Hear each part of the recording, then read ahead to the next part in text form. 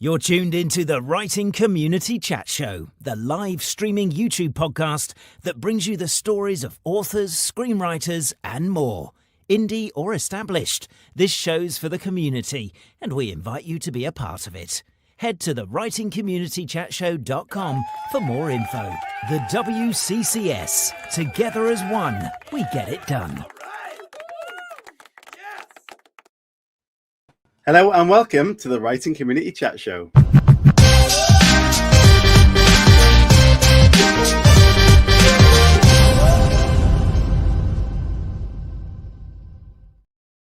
Hey everybody and welcome to Friday night. The Writing Community Chat Show is here and we hope you've had a fantastic week. Thank you for those tuning in. If you're watching this back or listening back, thank you for doing that.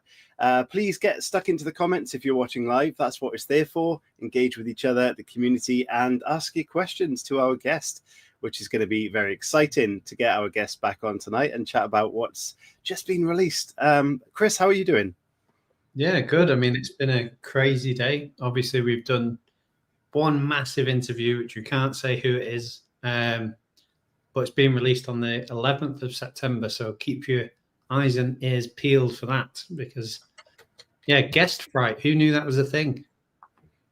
Say again, guess what? Guest fright. Oh, guest fright. Yes, I had sweaty hands. I'm not going to lie. Yeah, it's been a busy. This is the fourth show that we've conducted this week, and it's amazing to do that. Even though we're busy people, but we've got them in there, and we've got some great interviews that are there. They're posting around, so keep an eye out and subscribe for more. Definitely do that.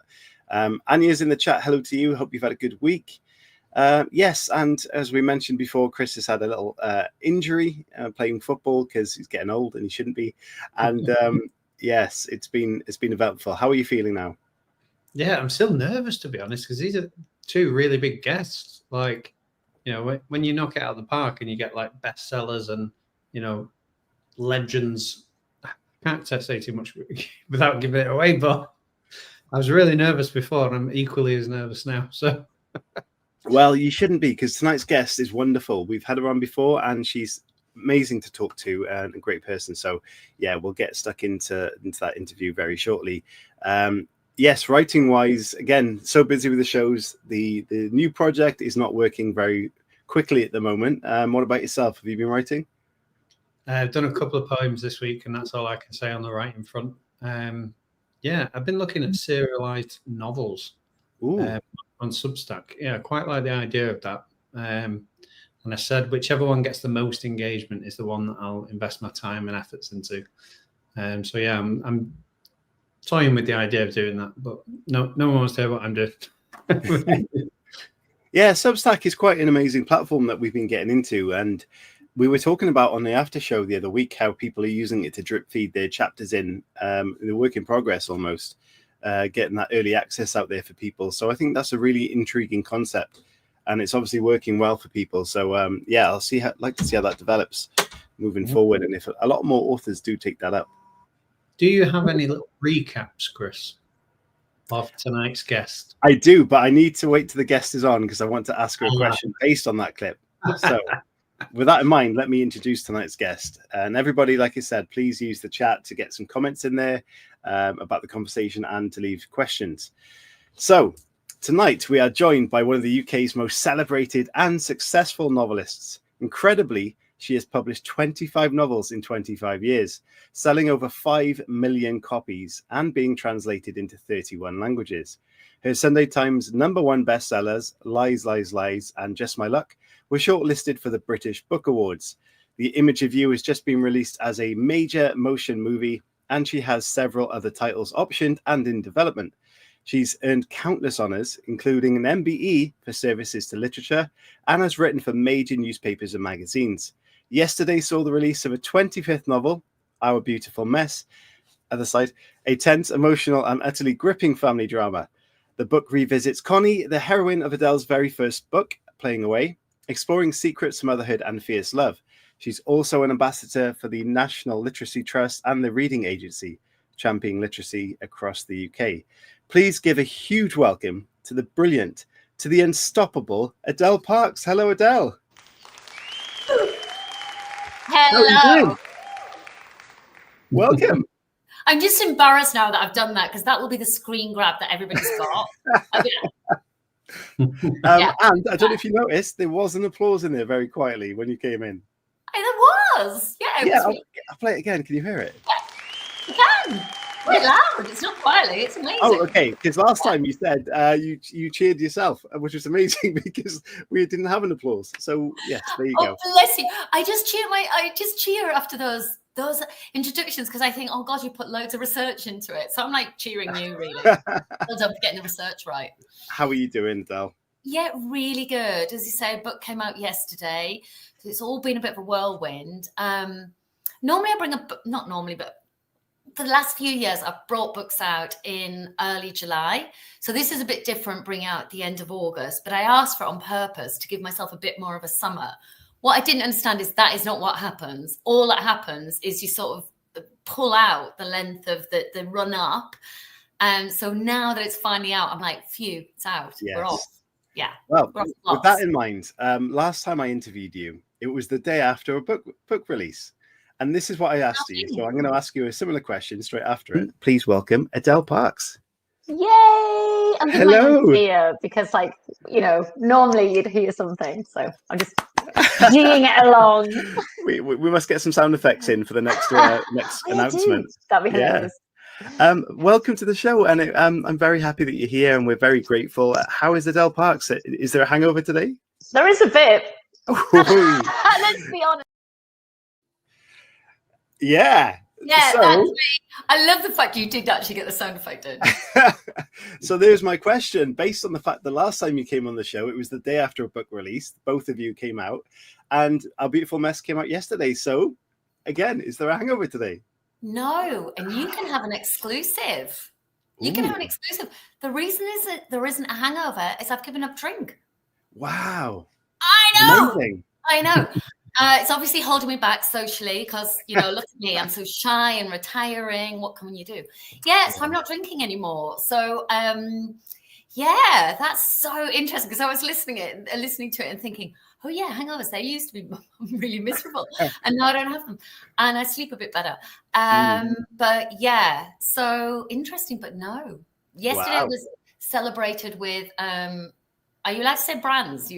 So there's this non-alcoholic thing, or de-alcoholized. Who knew that even is a thing? So they make alcohol and they go through all the process and all the palaver, and then they take the alcohol out, which just seems a crying shame.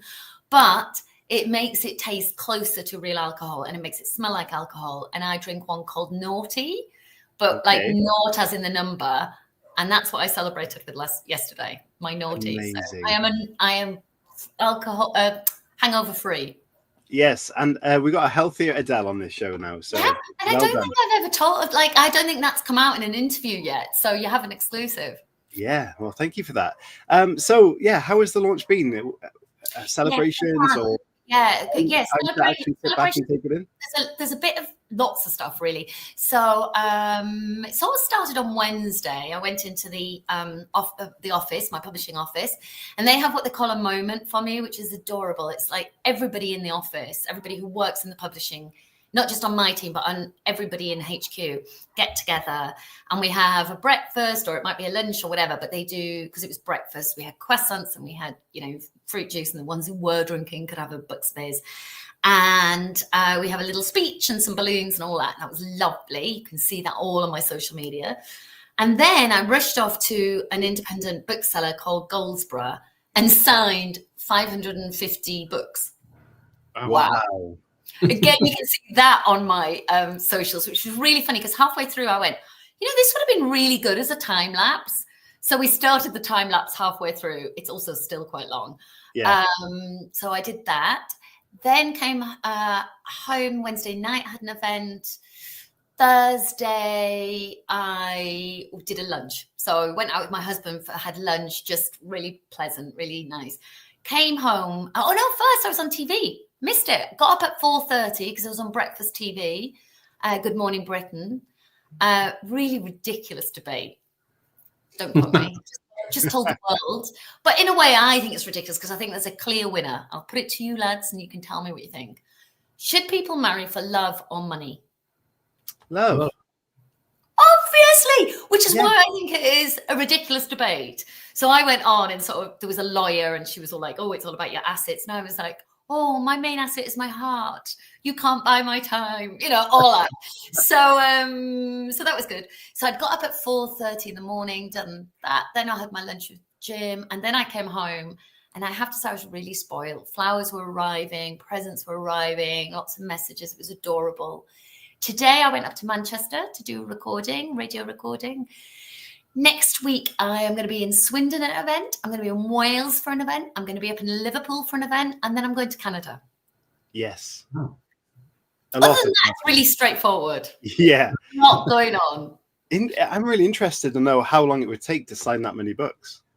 550 books. It didn't take me that long. I have got the world's quickest signature. I could demo it for you right now if you want. But I literally only do my first name. And there's a story behind that. So way back when, and 25 years ago, as we've now established, 25 books, 25 years, I went out. And in those days, they would send you with a sales rep to the shops to sort of sign books and things. And I signed a book, and this sales rep leaned over my signature and went, Adele, is that your check signature? Because in those days, people still sign checks. And I was like, yeah, it kind of is. And he went, yeah, that's not going to work. If for the rest of your life you're signing these books, you can't sign it with your check signature. Wow. And he said to me, haven't you been practicing your signature? What kind of a-hole would you have to be to sit around and practice your signature? So I was like, no. And he went, right, well, you need to sign that. So I just scribbled this ridiculous Adele and lost confidence and just stopped and went, oh, that's it. Now, that was way before the Adele came out. And I was like, oh, that's really confusing, because now I have to go around going, yeah, I know I've only said Adele, but I was the other Adele. Yeah. But anyway, so quite quick. It took me about 2 hours. Yeah, you've got the OG Adele now. You just put that in. Well, yeah, the OG, but I think probably the other one a bit bigger, just saying. Yeah, not in the writing world. Thank you. Let's stick Yes. with that. Oh, songwriting, she's a Well, genius. yeah. We prefer you, so. Thank you. Yeah. I'll take it. Marvelous. My best day. Brilliant. Yeah, so 25 years, 25 bestsellers. The question clearly has to be, was that ever an expectation in your mind, or even a dream, that 25 bestsellers would happen? Honestly, no. I mean, I think most writers, we all just write the next book, don't we? You just write a book, fingers crossed, you do that book, then you get another idea, you write another book. What happened is I'd written a book while I was still working, and then that got published. But as everybody knows, or many people know, it takes it takes a year in traditional publishing to get a book from the day the author hands it in to getting it on the shelves. So in that year, I wrote my second book, and then they were ready with that. So they were like, oh, have you got a third? I was like, yeah, I have. And they said, my publisher, my editor at the time, she said, oh, Adele, your aim should be to become that person that everybody waits for on their holidays, and that's that they take that book on their holidays. And I just thought, right, well, I have zero strategy in life, so I'll take that strategy. That will suit me. So I just did it, and I love what I do. I am so lucky. To be paid to do what I want to do. So for me, it's not. People say, is it stress? Is it pressure? I'm like, no, it's a joy. I'm lucky. Obviously, there are stressful times. Obviously, there are pressurized times. Obviously, there are times when I lose confidence. But on the whole, I can write a book a year, and I am so lucky that somebody out there, actually millions of lovely people out there who buy my books, are allowing that to happen. So I was going to ask that. Do you still get nervous after, releasing, say, this book? Well, it's a bit different. So my nerves come at a different point. My nerves usually come 2/3 of the way into writing the book. And Okay. 2/3 of the way into writing the book, there will be, and you can almost time it in our household now, there will be a little bit of a meltdown where I am convinced this is the book that I've lost it. All the others were great, but this one's not. And everyone's going to find out. Or if I'm really in a bad mood, all of them were rubbish. And this one is when they're going to go, yeah, they were all rubbish and you're a fraud. And my husband now sort of goes, yeah, you said that last year. He said a few years ago, he said, you said that last year. And I was like, no, I couldn't have done. He went, no, you did. And then the next year I did it again. He went, no, you said that last year. Look, I've marked it in my diary. And he literally marked it in his diary going, Adele has meltdown about her book. And I was like, oh. Wow. And he said, and if you remember rightly, that went on to be bestseller. I was like, okay. He said, so just go back to your desk and crack on. And that's kind of it. You just have to crack on. And you know, there are many, many occasions when I do lose my confidence. Like at that 2/3 of the way through. I think 2/3 of the way through a book, you sort of feel you're too far to abandon it, but the end doesn't seem to be around the corner. But now, by the time I get to the end, I know I've tightened it. I know I've got the plot. I know I've got my twists. I hope I've developed my characters. So by the time I'm bringing it to the table, i.e. giving it to my publishing house, I'm pretty confident. But, and any author who doesn't admit this is telling you fibs, there are still loads of hoops to jump through. Because there's still, well, when will it be published? What if the day it's published, there is a snowstorm and no one can get out? Or what if it's published, but the distribution breaks down and, or there's big sort of, I don't know, price of petrol goes up. And so there's a big shortage and people don't, all these things have happened to me, honestly. That's why I'm listing them. People don't get the books out of the warehouse quick enough and you miss your slots, or they didn't get the marketing printed for whatever supermarket where you had your biggest promotion that was going to crack you through the charts, and the marketing just didn't turn up. So your books were there, but there was no marketing and nobody knew it was a good price. And all of those things have happened to me. So it's never straightforward. So when the book comes out, there are still things you kind of crossing your fingers, wondering if it can go wrong. But it's not your problem then. That's someone else's. All the author can do is write the book. Yeah. I just got sidetracked by I love this one. What if zombie aliens descend and cause malarkey and amok? Amok? Yep. I don't know what amok means. But anyway, mockery. I can imagine what it means because of the context. But anyway, Anya, you're completely right. That is the kind of thing I stay up in the middle of the night and worry about. Really annoying as a zombie. It's amazing. The guest that we interviewed earlier, that obviously we can't announce just yet, very successful person. And I referenced Mark Billingham, who came on the show. No, John Niven, I believe. Many moons ago, and said that even he gets that whole procrastination feeling, and it seems to affect everybody that's in the creative world. So I think it's not specific to anybody. I think we're all going to go through that process. Honestly, if you don't, you're not doing your job. You should be nervous about what you're writing. You should be challenging yourself. You should be thinking, is this the best stuff I can possibly write? Because if it's not, you have no right to ask people to invest their time in it or their money in it, in my opinion. So I'm all right with having the nerves. I think the day I become so arrogant that I think I don't have to be nervous, then that is the day I should stop writing. Yeah. I was going to say, can you take us through the process of, obviously a book comes out and then you've got a year between the next one. What's your day-to-day like in terms of the actual writing process, and how long roughly does it take you to write a book? It roughly takes me about 8 months. So I can do the exact process from now on in because I have just delivered book 26. So I've delivered that book. I normally deliver sort of end of August, September-ish. So I've delivered the book, and then between now and Christmas, I will probably have 3 or maybe 4 ideas that I will play with. And a bit like you were saying, Chris, where you were saying, like, how do you know which one should you invest your time in and put the energy behind? Because it is a lot of time and energy.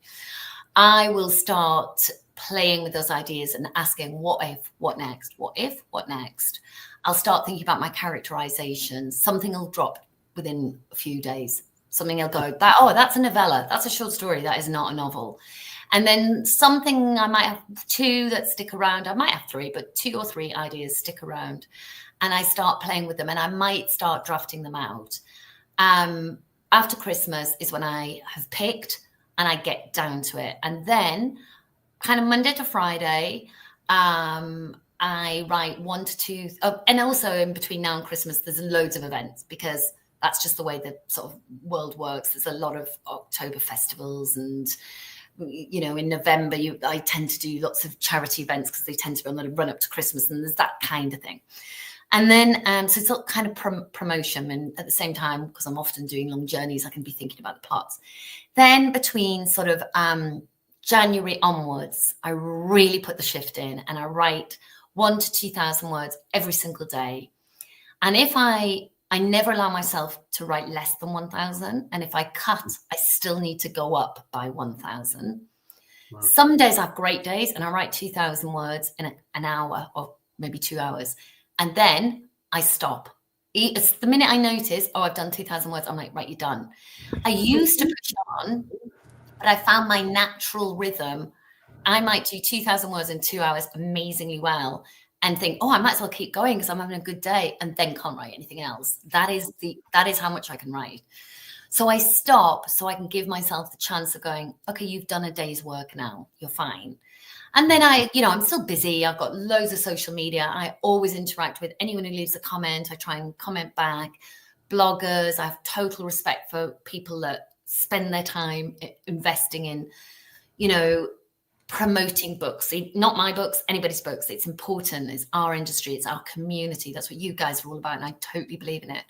So I might spend some time doing that kind of thing instead. And then the next day back at it. And then if you do that, if you do 1,000 to 2,000 words for roughly 6 to 8 months, even if you're cutting aggressively as you go along, you will have a novel. You'll have 100,000 words at the end of it. And then I actually read it aloud to my husband at 3 points. At 30,000 words, to just check I've still got a plot. It's still a good idea. When he hears it, is it something he would want to pick up and carry on reading? At 60,000 words, because I'm losing my mind, as we've discussed. And then at the end of it, and I read them aloud because he's a really transparent human being. I can so see his face going, yeah. Eye rolling, looking around, sort of thinking about the cobwebs in the house, that kind of thing. And I'm like, yeah, okay, time to cut. That's not good. Or other times he's properly emotionally moved. He's excited. I might be getting hoarse reading it. And he's like, no, I need to know what happens. Carry on. So then I know I'm onto a winner. And then when I've read it to him, which usually is sort of like July, August, I'll sit on it for a while before I hand it in, because sometimes, nearly always, I'll think of something that I think it needs added, a little final sprinkle. Then I'll hand it in. Then I'll launch my own launch, whatever's current. And then, the process starts again. I'm back, I'm on the trail. I'm doing the promo of the one that's before, and I wait to see what they come back and say. And then, so that's my process. It's pretty pinned down. 25 years. If I didn't have this pinned down now, you'd be wondering why. So how do you think the industry has changed then, from obviously writing your first novel to where you are now? It's a long time, and technology and everything's improved massively. Everything. So how has that changed for you? There's loads of stuff that's changed. Hundreds of things. Okay. At the beginning, I would do a lot more on the ground research, a lot more, because there wasn't sort of Google Maps to take you around a city or a town. You'd have to go and visit that city and town and walk the streets. Now, I actually think that was significantly more pleasant. And I try and stick to that whenever I can, and only use Google Maps to sort of check back. Is that right? Was there a park? Could my character walk through that? That sort of thing. But on the other hand, the fact that if I want to research, I don't know, when I wrote One Last Secret, I wanted to research ladies of negotiable affection. Let's go with that. So, high-end escorts. And I don't know how I would have found them pre-internet days, but now I can just Google escorts near me, find them, reach out, say, I will pay you not to have sex with me, but to talk about your career with me. And that could happen where, that wouldn't happen 25 years ago. Lots of other different things, or ebooks, wasn't a thing. It was only about the physical books. I would say ebooks or audiobooks is about 50% of my market. What I sell through physical copies isn't really as important to me anymore. It's important to the charts, because the Sunday Times chart, which is seen as the chart, only track physical copies. How weird and old-fashioned is that?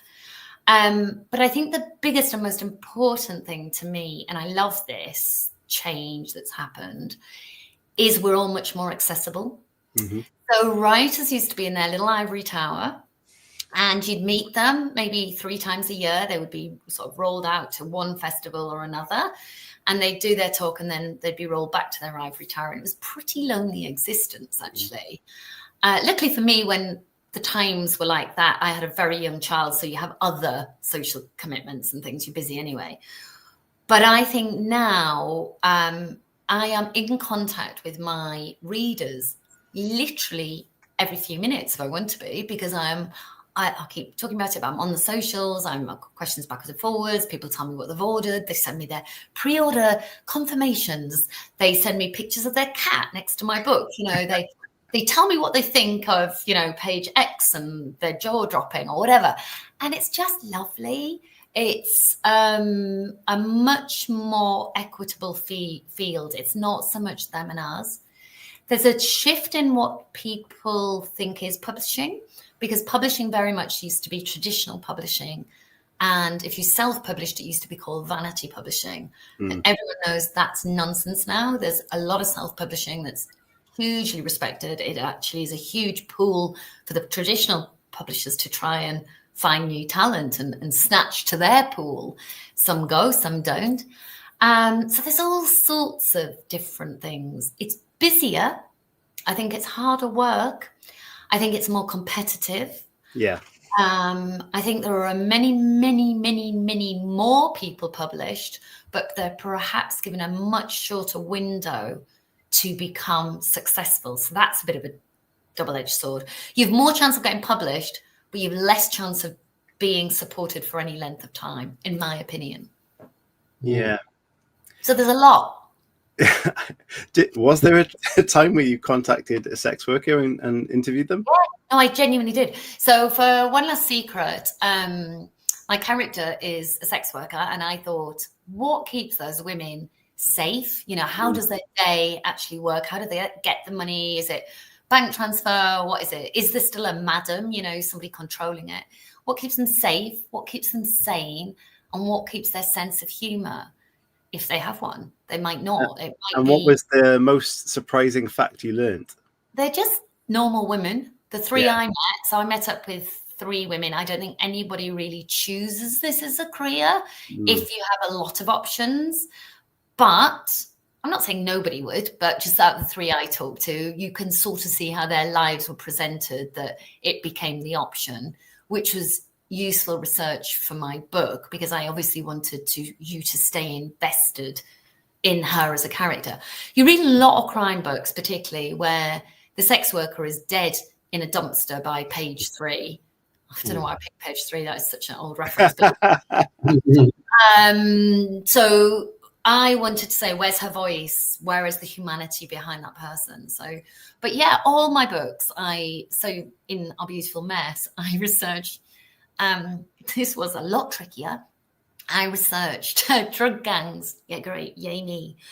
That is not somewhere I wanted to involve myself. I am terrified of anything like that. I am, that is not me.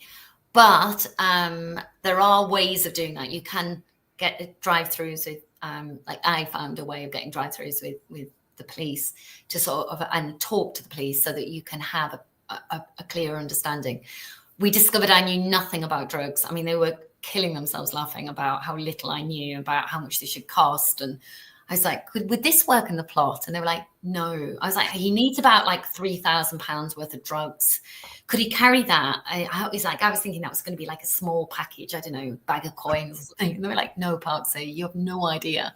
That would be this enormous sackload, drugs cheap. And I was like, that's a terrible thing. So, there are ways of it. But for me, the old-fashioned way of talking to people who do the job, or better yet, shadowing people that do the job is the way to do it.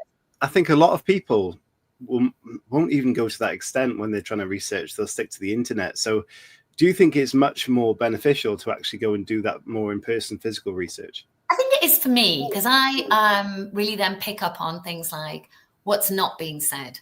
Yeah. Looks between people, what things smell like. You know, what does the inside of a police car smell like? I think it smells of fear. I think it smells of male sweat, because honestly, people are terrified if they're in the back of a car, or their adrenaline, or whatever it is, in the back of a police car. So, you know, you wouldn't know that from the internet. You realize the genuine, you know, I think there's a temptation for a lot of writers or creatives generally to take their creativity from other creatives. So you can watch a TV show and think, that's how cops work. It's not. It's already fiction. Yeah. So for me to keep it real, and one of the things that I'm very lucky that gets fed back and it comes up in my reviews, is that people say, I really believe the characters. I really believe they could be in this position. And I think that is because I put myself in those sort of down and dirty situations of understanding the research. But that's only me. And also, honestly, I'm dead nosy. So it is brilliant to see people do their jobs and find out about people. My life would be quite isolated if all I did was sit at home in my own little head making stuff up. I love the bit of being out and about, understanding the real people that do these things. Maybe brilliant. Not drug gangs. Don't really want to play with them.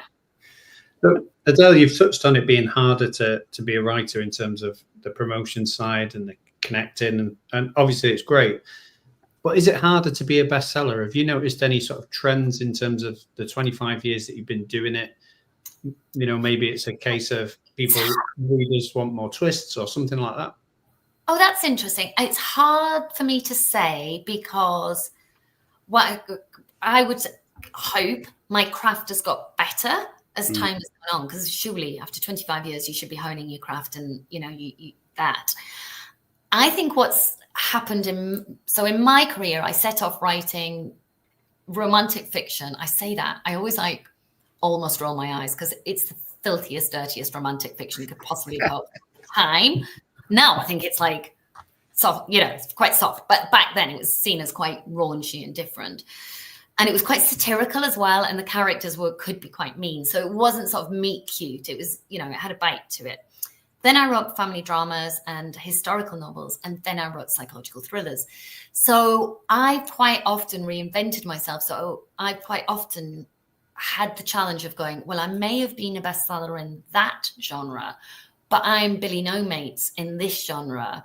I mean, it was so interesting moving into crime, because you know, really fabulous people like Mark Billingham, who is a good friend of mine now. I remember when I first was like, hey, Mark, would you read my book? You could see his little face going, no, because I don't read. You know, you could just tell, because that's what I'd been. I was like, no, it's totally different. Give me, you know, have a read of it. And I had to reinvent myself and start all over again, which I think is a publisher's nightmare. But for me, creatively, it was really interesting and very, you know, kept me on my toes.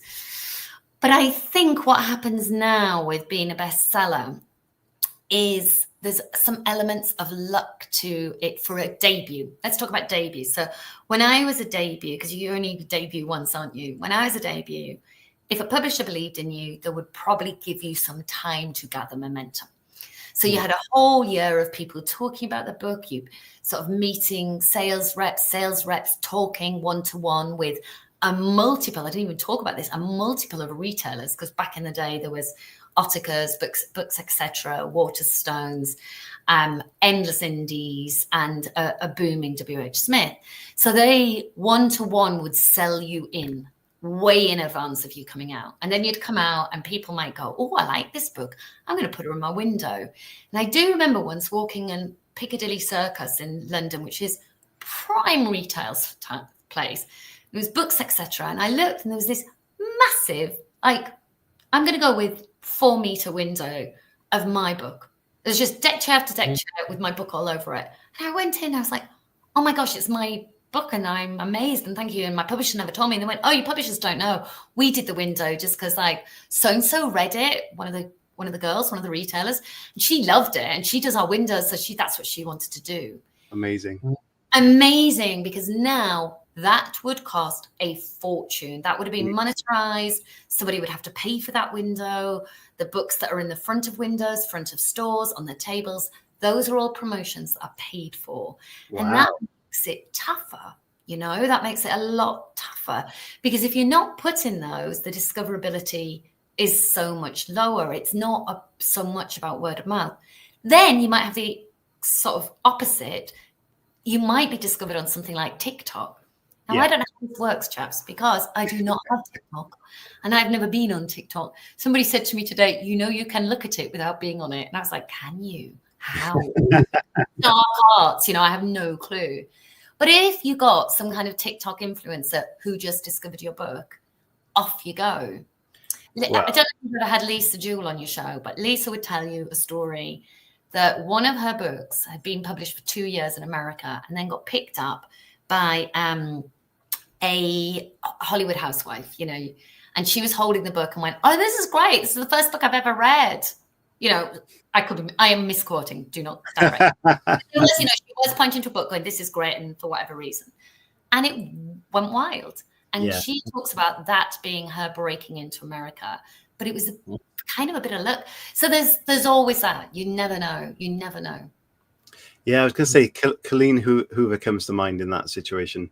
She is always over TikTok all the time. Not herself, people promoting her work. Talking about it, which is lovely, because that's sort of like the Books, Etc. window, where it's just individuals finding it. I love that, because it seems authentic to me that just genuine people are finding it and talking about it. But there are favorites in the industry that are constantly re-promoted. You go into a shop and you go, I've been in the shop 5 months in a row and that same book is on the shelf. Give me something new. I bought that book. I've read that book. Give me something new. But the retailers just go, this sells. So we keep, and it's a virtuous circle if it is that person. But how frustrating if you're somebody who is not on that shelf. Yeah. And there's a handful of people that get that, and they become the mega sellers. They sort of off the scale, But as long as people are reading, folks. Absolutely. All right. What we're going to have to do is play a little advert that, and then when we come back from that advert, we're going to talk all about our beautiful mess. Yay! Yes. This advert is for the Kindle Storyteller Award, which ends on Sunday, people. So if you're interested, it's a very simple process to enter, and it's a big reward, £20,000 prize.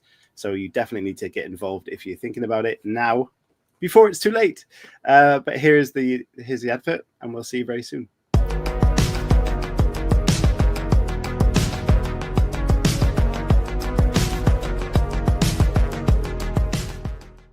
Hey writers, what if Hit and Publish could earn you a massive £20,000? Oh, yeah, imagine. Well, you don't need to imagine, because that's exactly what's on offer with Amazon's Kindle Storyteller Award 2025. This amazing literary prize is back for its 9th year, and it's open to anyone who self-publishes a book like Kindle Direct Publishing in any genre. Any genre. Whether you've written your first or your 10th novel, it doesn't matter. If it's unpublished and written in English, then you can enter that award with a chance of winning. Yeah, and it's really easy to enter. So just publish your book through Kindle Direct Publishing between the 1st of May and the 31st of August, and make sure it's enrolled in KDP Select. Yep, I think you'd be absolutely mad not to, as a £20,000 prize would help any author boost their career massively. And our previous guest and last year's winner, JD Kirk, said that it took his career to the next level after winning that award and taking it home. Yeah, and it did. These books are everywhere. So in order to enter, head to amazon.co.uk/storyteller to find out more. The Kindle Storyteller Award is open now. So publish, enter, and get your story out there. Yeah, we'll support you all the way. You know we will do that. So we'll leave you with this. Good luck. The WCCS, together as one, we get it done. There you go, people. Like we said, it closes this Sunday. So it's a simple keyword into your upload on the keyword section, and that's it. That's all you've got to do. So if you're interested, do it this weekend before it closes on Sunday. Adele, our beautiful mess. Can you let everybody know what it's all about, please? Yeah. So A Beautiful Mess begins at the end, which I think makes it a different book. We open on and it says the end, and we open on someone being shot. And there is a desperate mother there, Connie, and we don't know, it's unclear whether it is Connie being shot or someone she loves. But we know she is a desperate mum, and this is a horrific situation. And then the next page says 11 days earlier. And I take the reader on a countdown, 11, 10, 9, 8, right the way down to the end. And my hope is by putting that up at the front, you know that as you are getting invested in these characters, which I hope you do get invested in the characters, and the tension cranks up and the secrets come out and the twists start to happen, you know that it's going to end badly, which isn't something we really confront in life, but actually, inevitably, we all are going to end, but we try not to think about it. But by putting that layer on it, I think we're keeping the pressure, because you're thinking all along, who are we going to lose? Who are we going to lose? I don't want that to happen. So Connie is just this. Also, I did put it in at the beginning because otherwise you'd read chapter 1 and just think, oh, this is kind of gentle. This is what's going on here, because it starts very gently. Connie's decorating her Christmas tree. She's super excited because this empty nester midlife woman is looking forward to the 3 girls, her 3 daughters coming home, being all at home over the Christmas holidays. Better yet, her eldest, who's only 20, is bringing home a boyfriend. So it's the first time that she's had sort of young love back in the house. And it all seems so like glowy and gorgeous. And she lives in a great house in London. And she's got a lovely husband. All everything seems la-la. Then the boyfriend walks down the garden path on Christmas Eve. And the minute she sees him, sort of heckles her up. He reminds her of her biggest mistake that she's ever made in her life, that's way deep in her past, or so she thought. And it has just been delivered back up to her, and she knows she's in trouble. She already knows. Added to that, and this isn't a spoiler because it's all like chapter 1, added to that, her daughter then, age 20, says, I'm pregnant. So this guy, she can't get him out of her life. He's there for, he is now the father of her grandchild to be. So she knows there is a problem. She thinks she's the only one with a secret and, this disaster that's about to brew up. She's wrong. Everybody in her house, her other children, the boyfriend, everybody has a secret, but one of them is particularly deadly. Ooh. Yes. Halo says, oh, what a hook.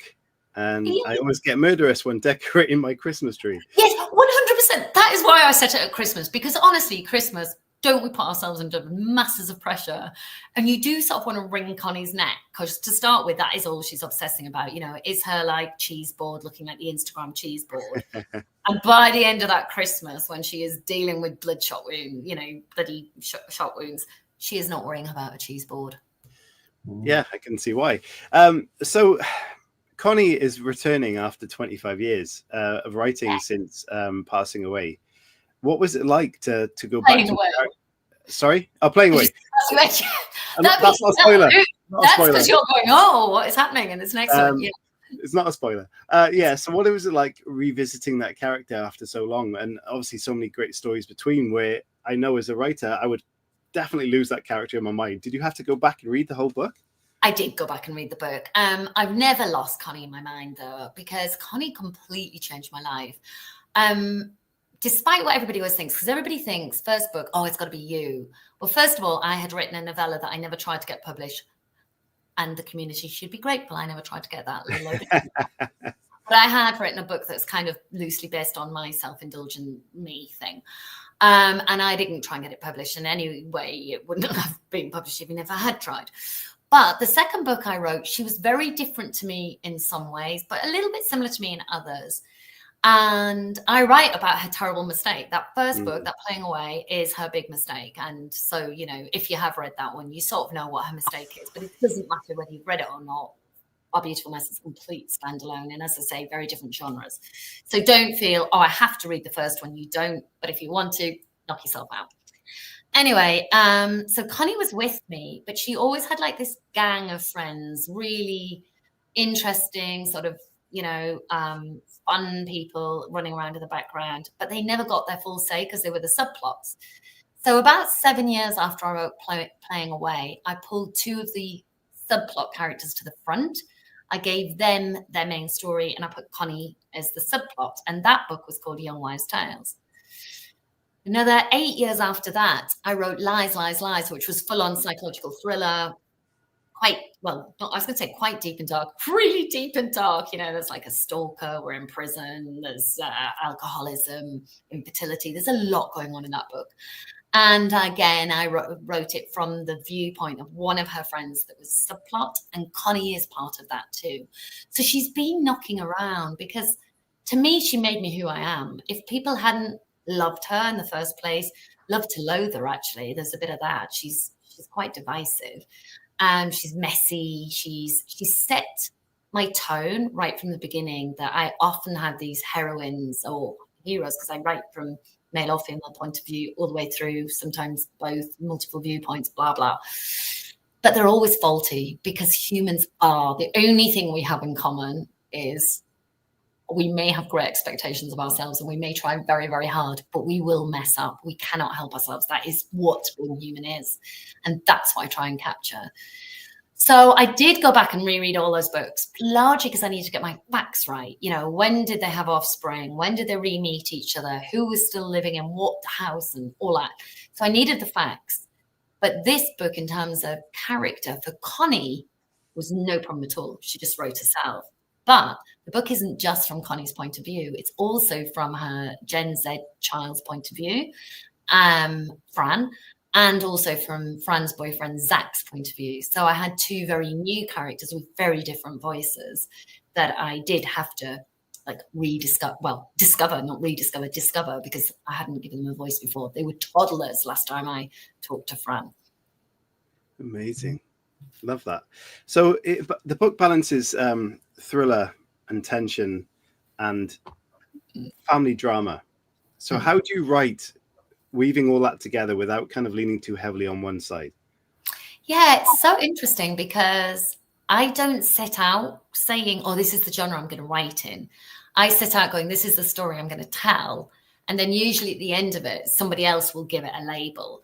So I wrote this, and one of my early readers was Lucy Clark, and she went, oh my God, it is still got all the psychological thriller elements, but it's so much more heart to it. It's very much got like this emotional spin. It's kind of a family drama too. And I thought, I'll have that. It just seemed like a really perceptive way of talking about it. And I think you almost need somebody else with fresh eyes looking at it and telling you what it is. I do, rather than me setting out saying, oh, I'm definitely going to write a procedural crime, or I'm definitely going to write a psychological thriller. I think they sort of I find the story, and then the story finds its genre. So the balance more comes from not to just as writing, not to go too schmaltzy, not to go too heavy on anything. Because I love a bit of emotion. I'm literally wear my heart on my sleeve type of person. I just am. So I have to be careful that touch is quite light. And so usually my last chapter, I really strip back and make that. I think that's a really conscious effort I do. I don't let there be too much bang. Like I've given you the twist. That was your bang. The twist is the bang. The jaw-dropping moment is the bang. I don't want to wring it out. And I then usually skip some time and go, and then this is how they got on. This is how they moved on. Because I don't want to embarrass my reader. I know that sounds weird, but we've all read those books where we're going, okay, wrap it up now. All right. Do you know what I mean? Where it's just too much. And I don't want that. Yeah. Amazing. No, it's good. I like the fact, obviously, you not leaving the reader with so many open-ended questions. I hate that with a book when you get the twist. You're like, no, how did it end? I want to know. You do need to give some context to wrap up. And one time I tried not to wrap it up. I got such feedback. I'm going with feedback that I had to write a sequel. So, lesson learned. Yeah, I guess my question from that then is obviously loads of people have been talking about how great the hook is for this book. But from a writer's point of view, how do you know when you've got a really good hook? It's interesting. I think on mine, I tend to have one hook, one kind of concept of, oh, this book is going to be about. And I can't tell you what this one is about because it's such a spoiler, but there's a really obvious thing that I could say it's about sort of heritage and parenting and why we are the parents we are, or why we are the children we are. That's all I can kind of say without giving too much away. So I kind of thought, well, there's my theme.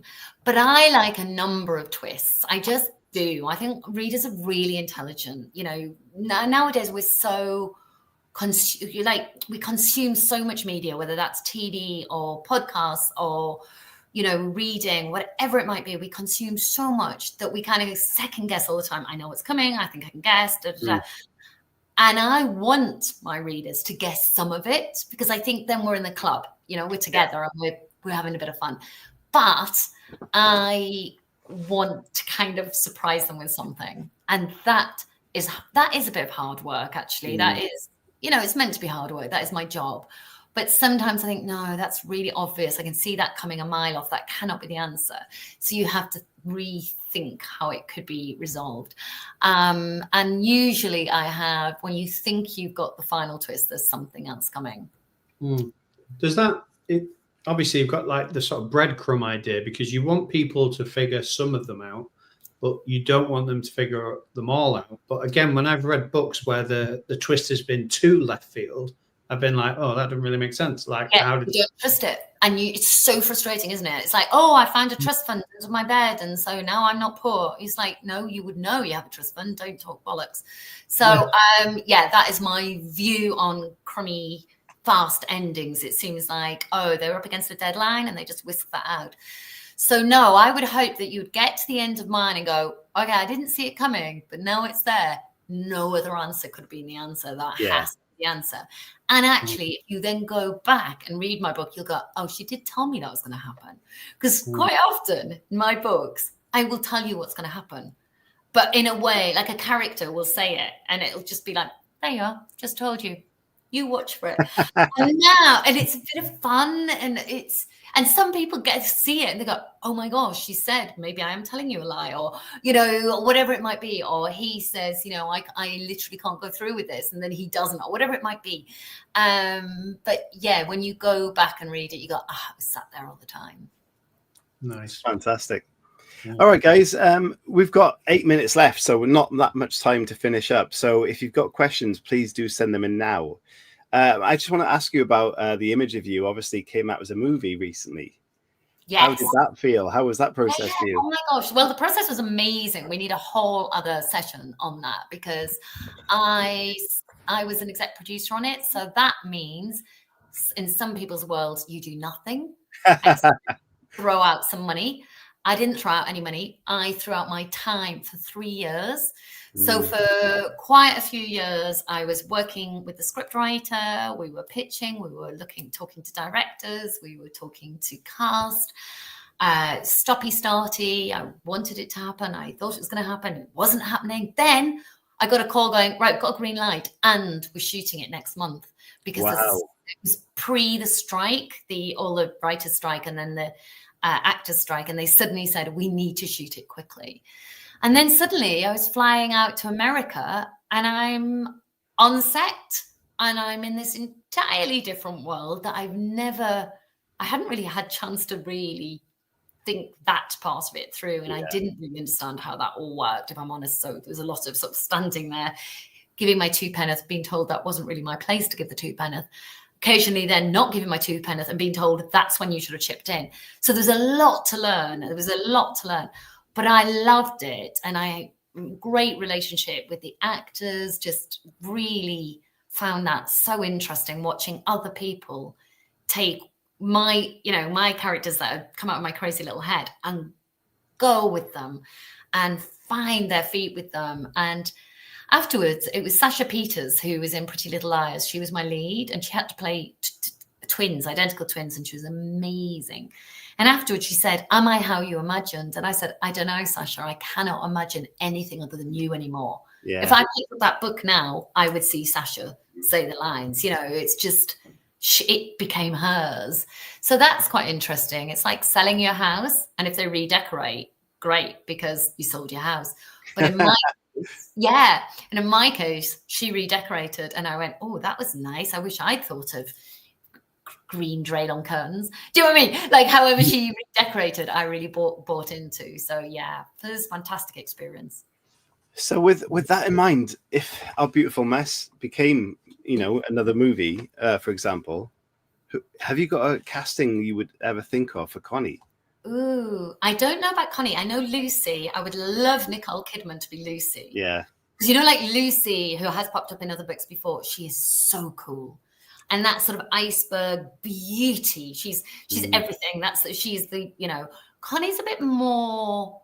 Connie would be your Reese Witherspoon then, wouldn't she? Because she's a bit more ditzy. Not that Reese in real life is. She's an absolute genius woman who's, major businesswoman. But she can play that sort of, it all went wrong. How did it go wrong in my life? But also that passion of, that is my child. I will walk through a burning building to look after the child. So maybe those two, they'd be a good pairing. I think it just popped to mind when you started describing that character. Florence Pugh popped up in my mind then. Yes. She'd be great. Yes, she would be. Yeah, no, 100%. Yeah, and if that does happen, then please get me on set. Yes, if that happens, I'm really good at keeping these promises. If it ever happens, be an extra. Amazing. Okay, so a couple of questions here. Stable questions first, Chris, but we have asked these before. We might have get the community questions in there, because there's a few in there that are good. If you had to have a dinner with a reverse mermaid or a reverse centaur, which would you choose? What would be on the dinner menu or drink menu? So a reverse mermaid. So I'm assuming that means I'm like visualizing them now, or a fish head. Neither of them are good, are they? No. I would go reverse centaur, I think. So what would that be? Reverse mermaid, right? A really huge fish tail. That's going to be smelly. That's going to be really smelly. And that might put me off my food. I don't eat meat, but I do eat fish. So I think facing a reverse mermaid and having dinner would actually be it'd be like cannibalism. So I can't do that. So I'm going with the reverse centaur, but we would eat fish.